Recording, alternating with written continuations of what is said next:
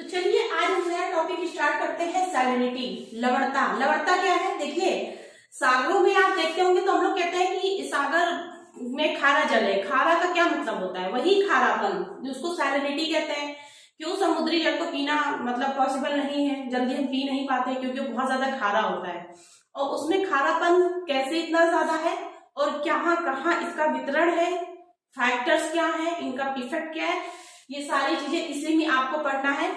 और ये आप इस तरीके से पढ़िए जैसे बिल्कुल प्रैक्टिकल समझिए इस चीज को। सबसे पहले तो आप ये जान रहे हैं कि महासागरों में खारा जल होता है, ठीक है? तो आप ये बताइए, आपने सन क्या इंसुलेशन पढ़ा है, तो जहां जहां गर्मी होगी वहां वहां क्या होगा? वाष्पन ज्यादा होगा ना, एवेपोरेशन ज्यादा होगा।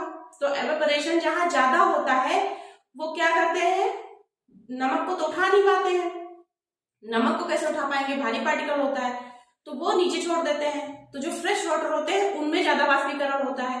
फ्रेश वाटर में क्यों? क्योंकि उसमें सैलिनिटी कम होती है, नमक कम होता है, तो टोटल उठ जाएंगे। मान लीजिए कोई ऐसा जल है जिसमें सैलिनिटी 70% है, मान लेते इतना होता नहीं है सैलिनिटी और जल केवल कितनी 30%, तो जो वाटर उठाएगा सन, जो वाष्पीकरण करेगा ना, वो सिर्फ 30% का करेगा। लेकिन दूसरी जगह पे जिसमें सिर्फ 100% फ्रेश है वाटर है, उसमें कोई सैलिनिटी नहीं है, तो वो पूरा का पूरा 100% उठ सकता है ना? तो इसका क्या मतलब निकला? जो खारा जल होता है उसमें वाष्पीकरण कम होगा, है ना? वाष्पीकरण क्यों कम होगा? उसका परसेंटेज, उसकी मात्रा कम होगी। 70% नमक है तो वो तो उठेगा नहीं, 30% ही तो उठेगा। तो फ्रेश वाटर कैसे? फ्रेश वाटर तो पूरा 100% फ्रेश है, बिल्कुल हल्का है, तो हो सकता है पूरा उठ जाए। ये एक समझाने के लिए कि क्या कारण है कि इसको देखिए, रटिए नहीं, समझिए कि अब इस चीज को फैक्टर में लोग याद करते हैं कि जो जहां पे ज्यादा सैलिनिटी होती है वहां पे ज्यादा वाष्पीकरण नहीं हो पाता है, कम वाष्पीकरण होता है। जबकि दूसरी तरफ देखते हैं कि वहीं पे सबसे ज्यादा सन भी है। तो सब चीजों के अलग अलग फैक्टर हैं, आपको चीजें समझनी पड़ेगी। तो चलिए आइए समझते हैं। सबसे पहले तो देखिए भौतिक गुण होता है। भौतिक क्या मतलब? जो भी सन से जितनी चीजें चल रही है वो सब क्या है? फिजिकल मेरिट है। देखिए, salinity is the physical merit of oceanic water, ठीक है? लवणता सागरीय जल का भौतिक गुण है जो सूर्य की मात्रा, ऊष्मा संतुलन, पवनों की दिशा, नदियों का जल, वाष्पीकरण की मात्रा, वर्षण की मात्रा, जल और थल का अनुपात, ये सारी चीजों पर निर्भर करता है। हम आपको बताते हैं कैसे ये सारी चीजों पर निर्भर करता है। देखिए, सबसे पहले देखते हैं क्या सूर्य की मात्रा।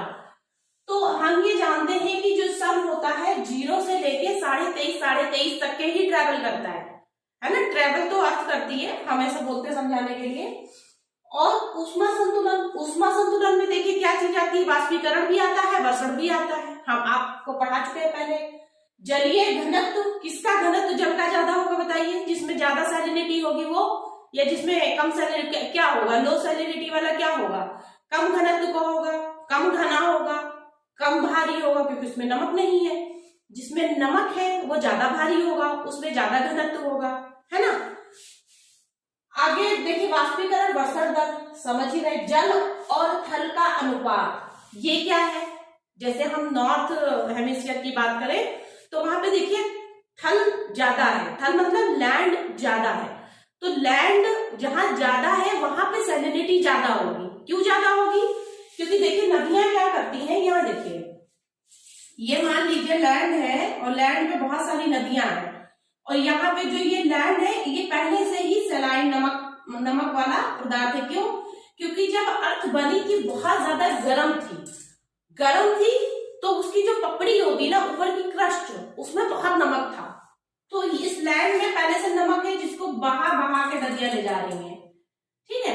बहा बहा के नदियां ले जा रही हैं, कहाँ पे? सागरों में गिरा रही हैं। तो ये सागर ज्यादा नमक प्राप्त कर रहा है। जबकि जहां पे मान लीजिए साउथ हेमिस्फीयर, मान लीजिए हाई है, साउथ हेमिस्फीयर में लैंड कम है, तो लैंड कम है तो सैलिनिटी भी वहां पर नहीं है, क्योंकि लैंड में सैलिनिटी है।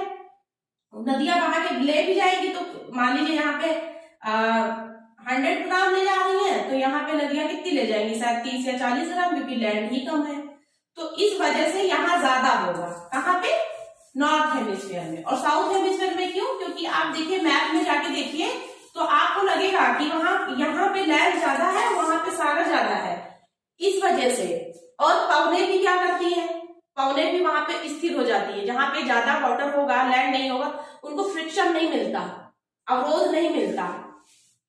ठीक है, सागरों की गहराई की बात करें, हम सागरों की गहराई की इसलिए बात कर रहे हैं कि देखिए ऊपरी सतह पर सन की जो सूर्य की इंसोलेशन की मात्रा है ना, ऊपरी सागरों पर तो ज्यादा होती है, लेकिन नीचे वाले पे तो नहीं। फोटिक जोन कितना कहां तक होता है? 100 फैथम तक फोटिक जोन, मतलब प्रकाशीय मंडल। वहां पे क्या होता है, सन का इंसुलेशन सीधे पहुंचता है, सीधी लाइट पहुंचती है, जबकि उसके नीचे तो पार करके नहीं जा पाता है। तो वहां पे क्या होगा, सैलिनिटी कम होगी, ठंडा जल होगा। ठीक है, ऊंच और पंख ये क्या होते हैं?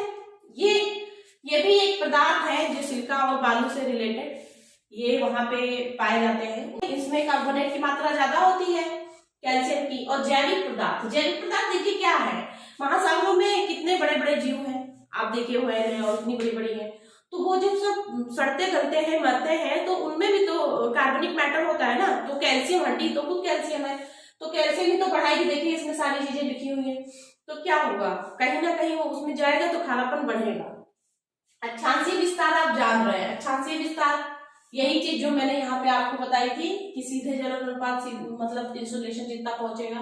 तो अक्षांश, आप किस अक्षांश में, आप मान लीजिए ऊपरी अक्षांश में, हाई लैटिट्यूड में 66 या 60 के पास या 50-55 की कहीं भी मान लीजिए ऊंचे पे, तो क्या हम कह सकते हैं कि वहां सैलिनिटी ज्यादा होगी? नहीं होगी। क्यों? क्योंकि वहां पे आइस कैप होंगे, और आइस कैप क्या होते हैं, वो फ्रेश वाटर के सोर्स होते हैं, उनमें सैलिनिटी नहीं होती है, तो वहां पे सैलिनिटी कम होगी। ये समझने, देखिए समझिए, खुद समझिए। अच्छा से विस्तार से, तो हम जहां भी सैलिनिटी होगी कहाँ होगी आप बताइए? मैंने बोला ना कि सन 0 से लेकर 23.5 ऊपर, 23.5 नीचे जाता है, लेकिन उसके ऊपर कुछ जैसे मैंने पहले भी बताया है आपको, स्ट्रीम चलती हैं गर्म, वो भी ये काम करती हैं, तो आगे तक बढ़ा ले जाती हैं। ठीक है, और वेस्ट में घटा देती है क्योंकि कोल्ड करंट चलती है। तो ये सारी चीजें आप इन चीजों को समझ गए हैं। अब हम आगे समझते हैं कि प्रभाव इनका क्या होता है। देखिए ज्यादा खारापन बढ़ जाएगा ना, तो सारी चीजें डिस्टर्ब हो जाएगी। जैसे हमारे यहाँ हम लोग ग्लोबल वार्मिंग चिल्ला रहे हैं, ऐसे जैसे महासागर भी वो भी चिल्लाते हैं ग्लोबल वार्मिंग बढ़ रहा है, हमारा ग्लोबल वार्मिंग। यहाँ के जो जीव जंतु हैं उनके लिए यही ग्लोबल वार्मिंग है, क्योंकि उनका जीवन तो इसी के अंदर है। हम लोग अपने ग्लोबल वार्मिंग की बात करते हैं, तो इनका खारापन बढ़ेगा तो टेम्परेचर भी तो बढ़ेगा, क्योंकि नमक जब ले लेगा, अगर सन उस पर पड़ता, सन की लाइटें पड़ती हैं तो खींचता है, वो खींचता है तो ज्यादा देर तक गर्म रहता है। ज्यादा देर तक गर्म रहेगा तो ऑटोमेटिकली एवरेज टेम्परेचर बढ़ा देगा, किसका? सागरों का। तो फिर मछलियां क्या कहेंगी, अरे बहुत गर्मी हो रही है ना। अब उनको तो ऐसी मिलेगी नहीं, वहां उनको तो गर्मी पड़ेगी। ऐसे प्रकार कोरल्स है, कोरल्स बेचारे, कोरल आप पढ़ेंगे, कोरल ब्लीचिंग होने लगता है। ब्लीच मतलब बेचारे कलरफुल होते हैं ना, सफेद पड़ने लगते हैं, इसका मतलब वो मर रहे होते हैं। ये भी देखिए, बायोडाइवर्सिटी तो किसी भी चीज में फैक्टर में आप बिना सोचे समझे डाल देना, हर जगह इफेक्ट करता है। बायोडाइवर्सिटी सिर्फ उस पे लैंड पे थोड़ी ना होते हैं, सब जगह होते हैं। तो बायोडाइवर्सिटी में कितनी सारी स्पीसीज हैं जो समुद्र के अंदर है, खत्म हो रही है, मर रही हैं, तो उन पे बहुत बड़ा इफेक्ट पड़ता है। मछलियां आप समझ ही रहे हैं, फोना फ्लोरा, वेजिटेशन, प्लैंकटन। देखिए प्लैंकटन मरने लगेंगे तो मछलियां उनको खाने के लिए नहीं आ पाएंगी, मछलियां नहीं, उनको भोजन नहीं मिलेगा तो मछलियां भी नहीं रह पाएंगी, प्रवाल खत्म ही हो रहा है। इससे इन सब से अगर इफेक्ट पड़ेगा तो बायोडाइवर्सिटी पे इफेक्ट पड़ेगा। और जीव जंतु, फोना फ्लोरा, वेजिटेशन, कितने मेडिसिनल प्लांट हम लोगों को मिलते हैं, लेमेलिया वगैरह मिलता है, और भी बहुत सी सारी चीजें हैं। तो क्या होगा, सब कुछ असंतुलित हो जाएगा, इसका प्रभाव ये पड़ता है। तो ये भी हमें ध्यान रखना है। ये एक पॉइंट आप ग्लोबल वार्मिंग से भी अपने आप जोड़ सकते हैं। भाई ग्लोबल वार्मिंग में हम लोग क्या कर रहे हैं, ग्लोबल वार्मिंग क्यों हो रहा है, टेम्परेचर एटमॉस्फेयर का गर्म क्यों हो रहा है? सारे अर्बनाइजेशन, ट्रांसपोर्टेशन, जितने सारी चीजें हैं ना, वो ग्लोबल वार्मिंग को बढ़ाते हैं। और अल्टीमेटली क्या करते हैं, हम इंडस्ट्रियलाइजेशन कर रहे हैं, ऑयल रिफाइन कर रहे हैं, तो अल्टीमेटली उसका जो वेस्ट होता है वो नदियों में जाता है। नदियों में जाता है तो क्या करता है, वो भी कहीं ना कहीं टेम्परेचर को राइज कर देता है, जिसकी वजह से भी प्रॉब्लम आ रही है, हमें वो भी देखना है। ठीक है, चलिए तो हम आगे की बात कर लेते हैं कि देखिए जल, मैंने ये चीज बताई थी कि इंसुलेशन 100 मीटर तक, मतलब 100 फैथम तक के, जैसे स्थल पे सन लाइट देता है अपने, वैसे ही जल पे देता है, तो लगभग समान टेम्परेचर रहता है। लेकिन 100 फैथम से नीचे टेम्परेचर गिरने लगता है, तो 1800 मीटर पे देखिए क्या हो जा रहा है।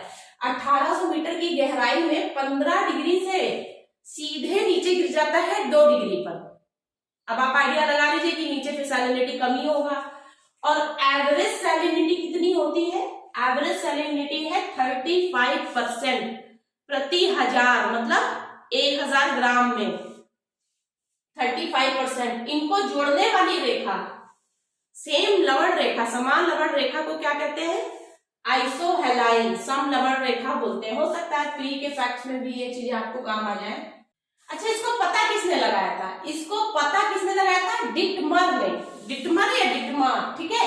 47 प्रकार के इन्होंने साल्ट का पता लगाया था कि हमारे महासागरों में है, जिसमें से 7 प्रमुख हैं। आप इसे याद भी कर लीजिएगा और इसी तरह लिखिएगा भी। देखिए क्या क्या।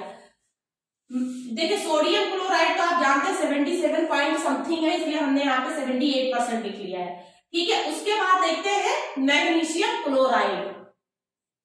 इसका आप शॉर्ट याद करिएगा, सैम और मैक, 2 नाम है, ठीक।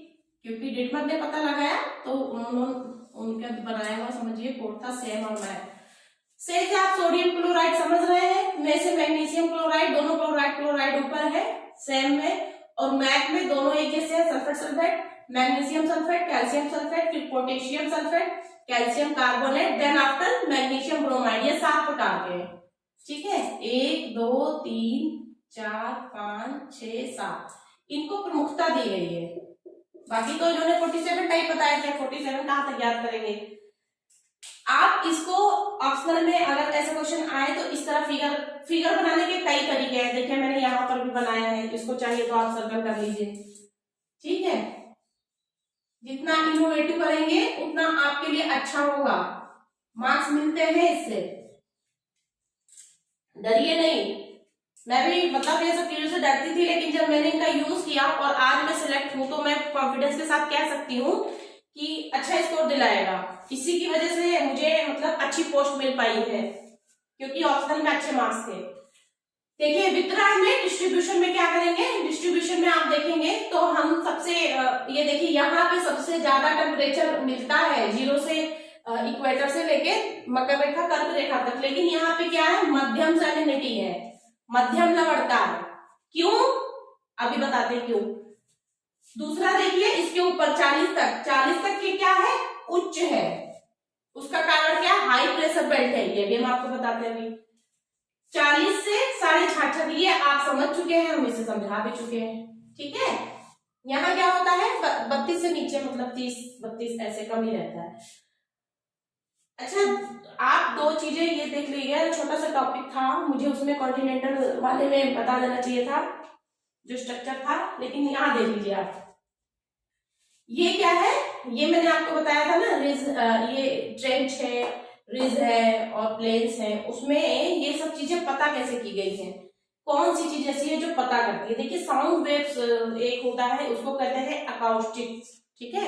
इसके द्वारा तली का मापन किया जाता है, उसी साउंड वेव के द्वारा। और हिप्सोग्राफ क्या है? हिंदी में कहते हैं उच्चता मितीय वर्ग, उच्चता मितीय वर्ग, हिप्सोग्राफ। ये यहाँ की गहराई को, ऊंचाई को, मतलब रिलीफ को, उच्चाउच को पता लगाता है, ठीक। ये छोटा सा टॉपिक था, और आप इसके बारे में भी देख लीजिए कि हमारी टेरिटरी कहाँ तक है, क्योंकि आप ओशनोग्राफी पढ़ रहे हैं तो आपको पता भी होना चाहिए। 12 नॉटिकल माइल तक की क्या है? ये हमारा वाटर होता है, टेरिटोरियल वाटर, मतलब कि हमारा क्षेत्रीय विस्तार है, यहाँ पे इंडिया का है ये। 24 नॉटिकल माइल्स, यही समुद्री सीमा डिसाइड करती है, 24 नॉटिकल माइल, ठीक है। ये कौन सी पेटी है? कॉन्टिग्यूस पेटी है, सानिध्य पेटी, मतलब समृद्ध, थोड़ा बहुत आ जाता है लोगों का, यहाँ से कितना एग्जैक्टली पता नहीं चल पाता, लेकिन यहाँ पे कस्टम के जो राइट है, ट्रेड के जो राइट है, ट्रेड रूल्स है, फिजिकल पॉलिसीज है, इन सब पे इंडिया का अधिकार होता है, इंडिया डिसाइड करती है। यहाँ से ट्रेड पॉलिसी, ट्रेड रूल्स उसके चलते हैं। ये देखिए 20, इसके बाद 24 के बाद 100 नॉटिकल माइल्स तक EEZ मतलब एक्सक्लूसिव इकोनॉमिक जोन। ये क्या है? ये वह रेखा, यहाँ पे किसी का कोई अधिकार नहीं होता है किसी भी कंट्री का, लेकिन वहां पे रिसर्च के लिए, सर्वे के लिए या ऑयल को एक्सट्रैक्ट करने के लिए, अगर मतलब रिसर्च हो गया है, ढूंढ लिया है, तो इसके लिए लोग जाते हैं। और इसका कंजर्वेशन करने के लिए अगर इंडिया चाहे कि हम यहाँ पे कोई किसी चीज का जैसे मैंने ये सारी चीजें बताई आपको, इसको कंजर्व करने के लिए कोई रूल निकालना चाह रहा है कि हम इस बेल्ट को कंजर्व कर रहे हैं, बायोडाइवर्सिटी यहाँ की बहुत ज्यादा पुअर हो रही है, तो वो उस तरीके के राइट मिलेंगे। और इस तरीके के राइट हर उस कंट्री को मिलेंगे जो इसके आसपास है। तो यहाँ पे सिर्फ इकोनॉमिक जोन है, मछली वछली है या बाकी चीजें के लिए है, वो जा सकते हैं। जिसपे किसी का हक नहीं होता, जिस पे किसी का हक नहीं है, उस रिसोर्स को कोई भी देख सकता है, ढूंढ सकता है। ये इसका मेन कॉन्सेप्ट है। तो इतना आपने समझ लिया। अब हम बात करते हैं अपने सैलिनिटी पे आ जाते हैं। ये देख लीजिए 7 प्रकार के, ये तो आपको लिखना ही लिखना है।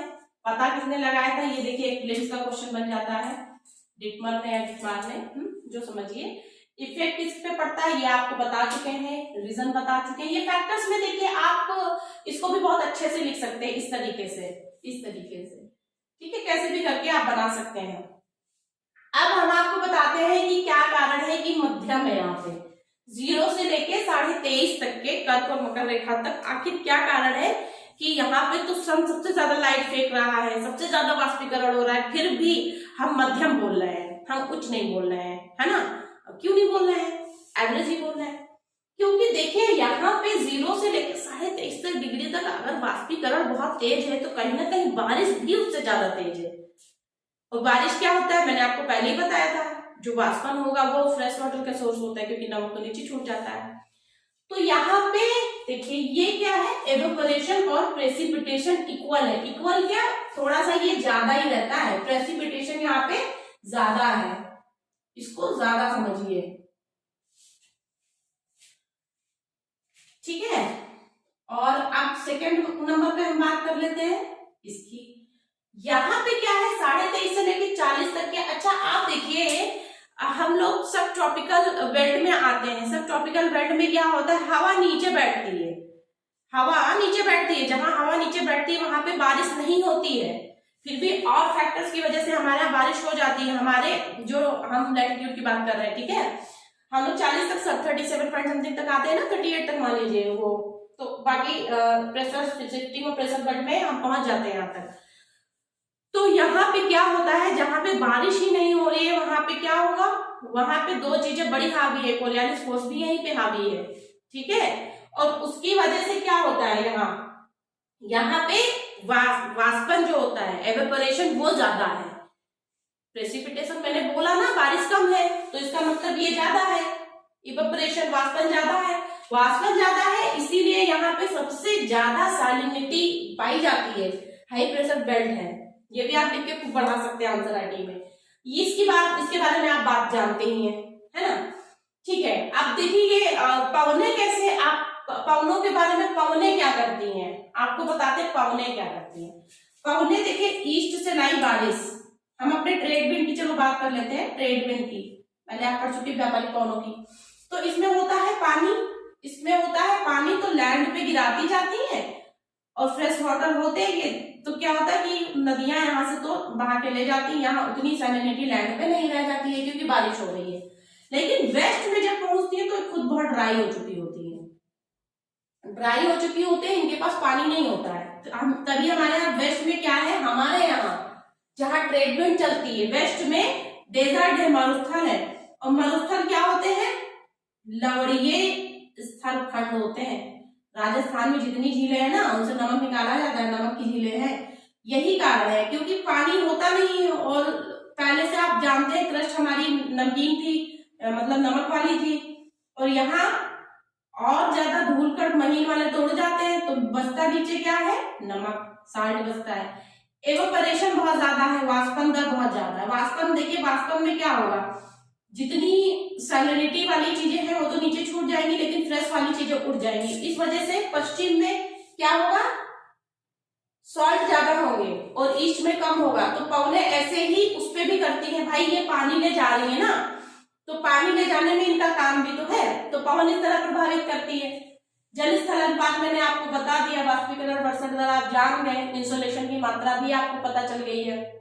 जलीय घनत्व क्या होता है, देखिए जहां पे नमक ज्यादा है, मान लीजिए ये एक वाटर है और ये एक वाटर है, यहाँ पे नमक नमक नमक नमक नमक और ये फ्रेश है। जब दोनों को उठाएंगे तो वैसे तो नहीं पता चलता क्योंकि जल के अंदर घुली हुई चीजों वेटलेस हो जाती हैं, लेकिन ऐसे आप देखेंगे तो ये हैवी है, डेंसर है, और ये डेंसर नहीं है। इसका मतलब इसमें साल्ट है ना, और इसमें साल्ट नहीं है। तो क्या होता है, ये वाला जो साल्ट जिसमें ज्यादा है वो ज्यादा गर्म होगा। क्यों, साल्ट भी तो खींच रहे हैं। ये तो एक तरीके से इनके अंदर जो आपको सिद्धांत बताया था कि वाटर गुप्त उष्मा खींचने के लिए, तो वो भी यही काम कर रहे हैं, उष्मा खींच रहे हैं, उष्मा पानी भी खींच रहा है, नमक भी खींच रहा है। अब तो टेम्परेचर बढ़ जाता है। ये बेचारा खुद अपना ही खींचेगा तो उसके कंपैरिजन में कम इसमें लवणता होगा फ्रेश वाटर वाले में। तो ये तो जल घनत्व की बात हो गई। अच्छा, इसमें तरंगे भी एक होती हैं, एक फैक्टर तरंगे भी है। यहाँ पे डाल लीजिए तरंगे। गहराई मैंने आपको बता ही दिया था, अभी जैविक पदार्थ भी बता दिया। तरंगे क्या काम करती हैं, देखिए तरंगे, एक यहाँ से लैब्राडोर आती है ना, जब आपने नॉर्थ अमेरिका में पढ़ा होगा न्यू फाउंडलैंड के पास, तो लैब्राडोर जो होती है कोल्ड करंट होती है। तो ये क्या होगा, इसमें सैलिनिटी ऑब्वियस सी बात है, जो आपके पोल से नीचे आ रही होगी, जिसका वो इक्वेटर की तरफ होगा, वो ठंडी होगी, मैंने आपको बताया था। तो वो क्या होती है, उनमें सैलिनिटी कम होती है, तो इनका घनत्व भी कम होता है, लो डेंसिटी की होती है, लो डेंसिटी। तो देखिए इसका मुंह किधर है, हाई डेंसिटी की तरफ। इसका क्या मतलब निकला कि जो तरंगे होती हैं लो डेंसिटी से लेके हाई डेंसिटी की तरफ, मतलब लो सैलिनिटी, सैलिनिटी भी मान लीजिए, सैलिनिटी, लो सैलिनिटी से लो डेंसिटी, ये क्या है, लो सैलिनिटी से, ये लो सैलिनिटी और डेंसिटी, ये किधर की तरफ जा रही है, हाई डेंसिटी और हाई सैलिनिटी की तरफ। तो ये क्या करेगी, ये तो कम वाली है, लेकिन अब इक्वेटर से जो आएगी वो, इसीलिए तो यहाँ पे मिक्सिंग जोन होता है दोनों का। तो प्लैंकटन आ जाते हैं, क्योंकि बिल्कुल ठंडे में कुछ भी नहीं होगा, गर्म में कुछ होगा तो प्लैंकटन वगैरह भी हो जाते हैं, ऑटोमेटिक पैदा हो जाते हैं। तो यहाँ पे आपने सीख लिया, जो तरंग होती है वो लो सैलिनिटी से हाई सैलिनिटी की तरफ चलती है, और डेंसिटी भी जोड़ लीजिए इसमें, लो डेंसिटी से हाई डेंसिटी की ओर।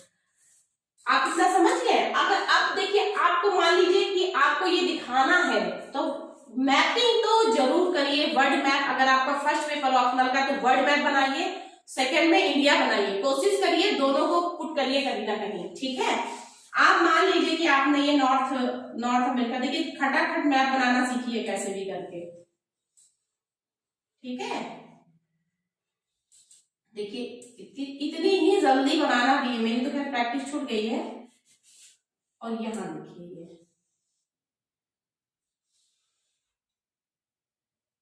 ये वाला पार्ट आपको बनाना नहीं है, वैसे फिर भी मैं आपको बता दे रही हूं।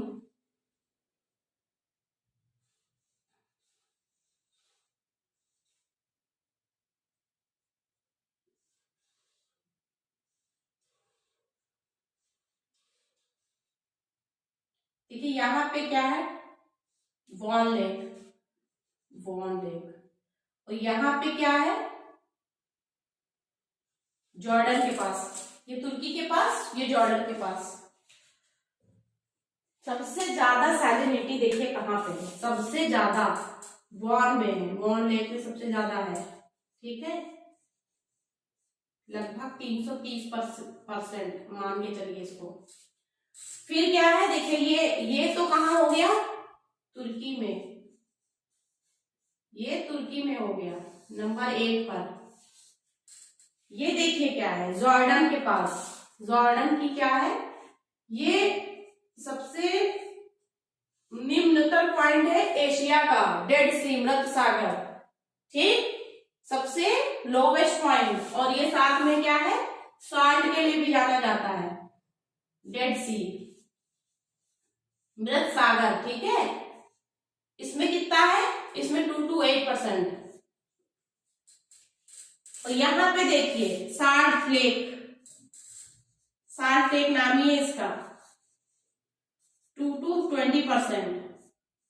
आप इतना याद रखिए कि फर्स्ट नंबर पे वॉन लेक है, सेकेंड नंबर पर डेड सी है अपना, यही आपको मैप में दिखाना भी है। इतनी ही जल्दी मैपिंग करिए, बहुत अच्छा परफेक्ट बनाने की कोशिश करेंगे तो वहां टाइम नहीं रहता है। ठीक है, तो ये तो आपकी हो गई बात। अब आगे हम देख लेते हैं इसको पुट कैसे करेंगे। सबसे पहले तो आप इसको बताएंगे लवणता क्या है, एक दो लाइन लिख दीजिए, थोड़ा सा सलवन को मिला दीजिए। उसके बाद आप फैक्टर कारक लिखिए। कारक में इनको थोड़ा वेन डायग्राम दिखा दीजिएगा, ऐसे से करके बीच में, जानते हैं ना वेन डायग्राम। ज्वालामुखी उद्गार मैंने नहीं बताया था आपको, देख लीजिए। क्या होता है ना कि सागरों में भी ज्वालामुखी पर्वत भी बनते हैं, प्लेट टेक्टोनिक एक्टिविटी कहीं होती है। तो मान लीजिए यहाँ पे मैग्मा, जो मैग्मा नीचे होता है तब तक मैग्मा होता है, बाहर आएगा तो क्या बनेगा, लावा फैल जाएगा। तो इसमें क्या होता है, इसमें बहुत सारी चीजें होती है, फास्फोरस होता है, सॉल्ट होता है, बहुत सी चीजें होती है। तो इतने एरिया में ये क्या करेगी, सैलिनिटी बढ़ा देगी, क्योंकि इसमें नमक भी होता है, बहुत चिपचिपा मैटर निकलता है इसमें, वो नमक और भी बहुत सी चीजें होती है इसमें। सबसे ज्यादा तो फास्फोरस चक्कर गड़बड़ होता है इसकी वजह से। फास्फोरस भी बहुत बढ़िया होता है हम लोग के लिए। तो ज्वालामुखी हर चीज में नेगेटिव में ही नहीं मानी जाती है, इससे बहुत से पॉजिटिव चीजें भी होती हैं। ये जब आप जियोमॉर्फोलॉजी नेक्स्ट इसके बाद हम वही जियोमॉर्फोलॉजी आपको पढ़ाएंगे, तब आपको बताएंगे कि ये कैसे अच्छी चीजें इसमें होती हैं। तो चलिए, आपका एक टॉपिक खत्म हो गया है। प्लीज सब्सक्राइब करिए चैनल को। जब तक आप चैनल सब्सक्राइब, देखिए मैं इतना मेहनत कर रही हूँ, मेरा पर्पस ही यही है कि उन लोगों तक एक प्लेटफॉर्म मिले। बहुत सारे यूट्यूब चैनल है, मानते हैं, लेकिन एक प्लेटफॉर्म पे सारी चीजें सिखा पाना पॉसिबल नहीं होता है। फिर भी मैं ये कोशिश कर रही हूँ कि आपकी GS 1, 2, 3, 4 ऑप्शनल हिंदी ऐसे सब कुछ मैं बताऊं।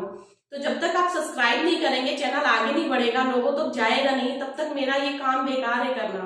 तो अगर मैं इतनी बड़ी हेल्प कर रही हूँ, ये एक मेरे लिए सोशल रिस्पॉन्सिबिलिटी भी है और मेरे लिए ये सोशल हेल्प भी है। तो प्लीज आप भी, अगर आपको मौका मिल रहा है किसी के लिए कुछ अच्छा करने के लिए, तो प्लीज करिए। जबकि ये तो फ्री में करना पड़ रहा है, सब्सक्रिप्शन फ्री है। आप नहीं देखना चाह रहे हैं कोई बात नहीं, अगर आपने चैनल ओपन किया तो प्लीज सब्सक्राइब कर ले, जिससे चैनल आगे पहुंचे। ठीक है, और वैसे भी ये चीजें इतनी अच्छी हैं कि आपको ये इंटेलिजेंट बनाएंगी। कम से कम इंटेलिजेंट बनने के लिए सब्सक्राइब करें और लोगों को भी आगे बढ़ाएं। ठीक है, मिलते हैं नेक्स्ट वीडियो में। Thank you.